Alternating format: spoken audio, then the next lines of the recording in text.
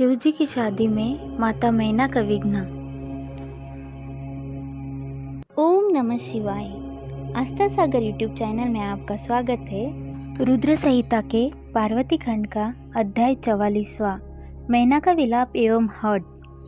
ब्रह्मा जी बोले, नारद, जब हिमालय पत्नी मैना को होश आया तब वे बड़ी दुखी थी और रोए जा रही थी। उनका जोर जोर से दहाड़े मार कर रोना रुकने का नाम नहीं ले रहा था। वे रोते हुए अपने पुत्रों पुत्री तथा अपने पति गिरिराज हिमालय सहित देवर्षि नारद व सप्तऋषियों की निंदा करते हुए उन्हें कोस रही थी। मैना बोली, हे नारद मुनि, आपने ही हमारे घर आकर यह कहा कि शिवा शिव का वरण करेगी। तुम्हारी बातों को मानकर हम सबने अपनी पुत्री पार्वती को भगवान शिव की तपस्या करने के लिए वनों में भेज दिया। मेरी बेटी ने अपने तप के द्वारा सभी को प्रसन्न कर दिया।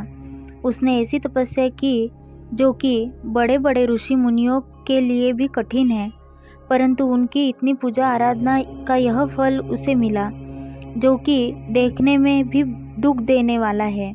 इसे देखकर हमें अत्यंत दुख और भय प्राप्त हुआ है। हे भगवान, मैं क्या करूं, कहाँ जाऊं?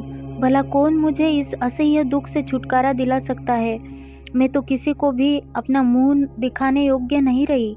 भला कोई देखो, वे दिव्य सप्तऋषि और उनकी तो धूर्त पत्नी अरुंधति कहाँ चली गई, जो मुझे समझाने आई थी, जिसने मुझे झूठ सच कह कर जबरदस्ती इस विवाह के लिए मेरी स्वीकृति ले ली थी।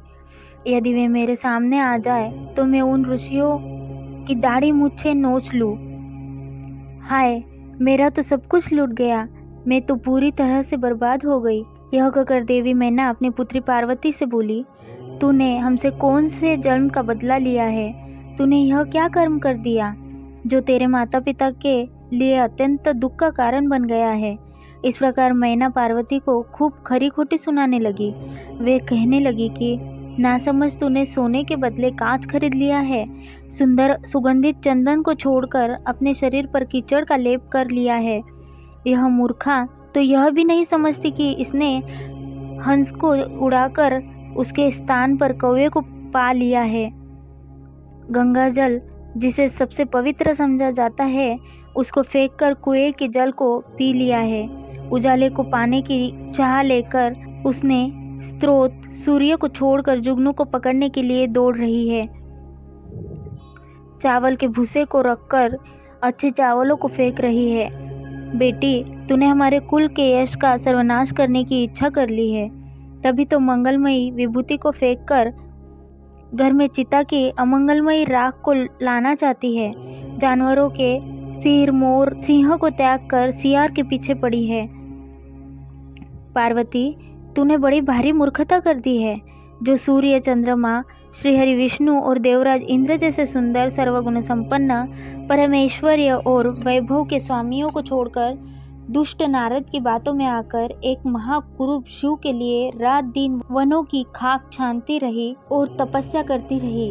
तूने तेरी बुद्धि, तेरे रूप तथा तेरी सहायता करने वाले प्रत्येक उस मनुष्य को धिक्कार है जिसने तुझे गलत राह पर चलने की मदद की।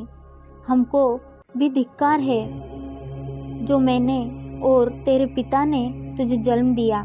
सुबुद्धि देने वाले उन सप्तऋषियों को भी मैं धिक्कारती हूँ, जिन्होंने गलत उपदेश देकर मुझे गलत रास्ते पर लाकर खड़ा कर दिया। उन्होंने तो मेरा घर जलाने का पूरा प्रबंध कर दिया है, मेरे कुल को सर्वनाश की कगार पर ले आए हैं। पार्वती, मैंने तुझे कितना समझाया, पर तू अपनी जिद पर अड़ी रही। पर अब और नहीं, अब मैं तेरी एक भी नहीं सुनूंगी। मैं तो अभी तुझे मार डालूंगी। तुझे जीवित रखने का अब कोई प्रयोजन नहीं है। तुझे मारकर खुद की जीवन लीला भी समाप्त कर दूंगी, भले ही मुझे नरक का भागी क्यों ना होना पड़े। मेरा दिल करता है कि मैं तेरा सिर काट दूं, तेरे शरीर के टुकड़े टुकड़े कर दूं, तुझे छोड़कर कहीं चली जाऊं। यह कहकर देवी मैना मूर्छित होकर फर्श पर गिर पड़ी। उस समय उनकी ऐसी हालत देखकर सभी देवता उन्हें समझाने के लिए उनके पास गए। सबसे पहले मैं उनके पास पहुंचा, तब मुझे वहां देखकर नारद तुमने कहा, देवी, आपको इस बात का ज्ञान नहीं है कि शिवजी बहुत सुंदर है। अभी तुमने उनका सही स्वरूप देखा ही कहाँ है। अभी जो कुछ तुमने देखा है वह उनकी लीला मात्र है। देवी, आप अपने क्रोध को त्याग दे और स्वस्थ होकर शुद्ध हृदय से विवाह का कार्य आरंभ करें। इतना सुनना था कि मैना के क्रोध की अग्नि भभक उठी। वे बोली, दुष्ट नारद, यहाँ से इसी समय चला जा। तू दुष्टों का भी दुष्ट और नीच है। तू मेरे सामने भूलकर भी मत आना। इसी समय यहाँ से निकल जा। मैं तेरी सूरत तक नहीं देखना चाहती। मैना के ये वचन सुनकर इंद्रादि देवता दौड़कर वहां चले आए और बोले, हे पितरों की कन्या मैना, भगवान शिव तो इस समस्त चराचर जगत के स्वामी हैं। वे तो सबको सुख देने वाले हैं तथा सबको मनोवांछित वर देने वाले सर्वेश्वर है। वे तो भक्तवत्सल है और सदा ही अपने भक्तों के अधीन रहते हैं। आपकी पुत्री पार्वती ने कठिन तप करके भगवान शिव को प्रसन्न किया है तथा वरदान के रूप में उनको अपना पति होने का वर प्राप्त किया है। तभी तो आज वे अपने दिए वरदान को पूरा करने के लिए, उनका पानी ग्रहण करने के लिए यहाँ पधारे हैं। यह सुनकर मैना और अधिक रोने लगी और बोली, शिव तो बहुत भयंकर है। मैं अपनी पुत्री पार्वती कदापि उन्हें नहीं दूंगी। आप सब देवता क्यों ये षड्यंत्र रच रहे हैं? आप मेरी प्राण प्रिय फूलों के समान कोमल पुत्री को क्यों इन भूतों प्रेतों के हवाले करना चाहते हैं? इस प्रकार देवी मैना सब देवताओं पर क्रोधित होकर उन्हें फटकारने लगी। जब वशिष्ठ आदि सप्तऋषियों ने देवी मैना के इस प्रकार के वचन सुने तो वे भी मैना को समझाने के लिए उनके निकट आ गए। तब वे बोले, हे पितरों की कन्या मैना, हम तो तुम्हारा कार्य सिद्ध करने के लिए यहाँ आए हैं। भगवान शिव का दर्शन तो सभी पापों का नाश करने वाला है और यहाँ तो वे स्वयं आपके घर पधारे हैं। इस बात को सुनकर भी देवी मैना को कोई संतोष नहीं हुआ। उनका क्रोध यथावत रहा तथा उन्होंने फिर कहा कि मैं पार्वती के टुकड़े टुकड़े कर दूंगी, परंतु उसको शिव के साथ नहीं भेजूंगी। दूसरी ओर देवी मैना के इस व्यवहार से चारों ओर हाहाकार मच गया। जब शैलराज हिमालय को मैना के इस व्यवहार की सूचना मिली तो वे फौरन दौड़ते हुए अपनी पत्नी के पास आए और बोले, हे प्रिय, तुम इतनी क्रोधित क्यों हो रही हो? देखो हमारे घर में कौन कौन से महात्मा पधारे हैं और तुम इनका अपमान कर रही हो। तुम भगवान शंकर के भयानक रूप को देखकर भयभीत हो गई हो। देवी, वे तो सर्वेश्वर है। भय करना छोड़कर उनके मंगलमय रूप का दर्शन करो। विवाह के शुभ कार्यों का शुभारंभ करो। अपने हठ को छोड़ो और क्रोध को त्याग कर शिव पार्वती का विवाह के मंगलमय कार्यों को संपन्न करो। देवी, तुम जानती हो कि भगवान शिव अनुपम लीलाएं करते हैं। यह भी उनकी लीला का एक भाग ही है। अतः तुम अपने मन के डर को दूर करके यथाशीघ्र पूर्ववत कार्य करो। शैलराज हिमालय के वचन सुनकर उनकी पत्नी मैना अत्यंत क्रोधित हो गई और बोली, हे स्वामी, आप ऐसा करिए कि पार्वती के गले में रस्सी बांधकर उसे पर्वत से नीचे गिरा दीजिए या फिर उसे समुद्र में डुबो दीजिए। चाहे कुछ भी करके उसकी जीवन लीला समाप्त कर दीजिए। मैं आपको कुछ नहीं कहूँगी, परंतु मैं पार्वती का हाथ किसी भी परिस्थिति में शिव को नहीं सौंपूंगी। यदि फिर भी आपको हठपूर्वक पार्वती का विवाह शिव से करने की ठान ली है तो मैं अपने प्राणों को त्याग दूंगी। अपनी माता मैना के ऐसे वचन सुनकर पार्वती उनके करीब आकर बोली, माता, आप तो ज्ञान की प्राण मूर्ति है। आप सदा ही धर्म के पथ पर अनुसरण करने वाली है। भला आज ऐसा क्या हो गया है जो आप धर्म के मार्ग से विमुख हो रही है? हे माता, महादेव जी तो देवों के देव है। वे निर्गुण निराकार है। वे तो पर ब्रह्म परमात्मा है और सबके सर्वेश्वर है। वे तो इस संसार की उत्पत्ति के आधार है। भगवान शिव भक्तवत्सल है एवं अपने भक्तों को सदैव सुख प्रदान करने वाले हैं। भगवान शिव सब अनुष्ठानों के अधिष्ठाता है।